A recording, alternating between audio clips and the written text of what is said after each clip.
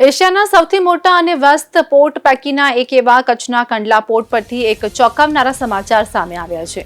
અહીં પોર્ટ વિસ્તારમાં આવેલું SRW કોર્પોરેશનનું આશરે 40 વર્ષ જૂનું એક વિશાળ ગોડાઉન અચાનક પત્તાના મહેલની જેમ ધરાશાયી થઈ ગયું છે।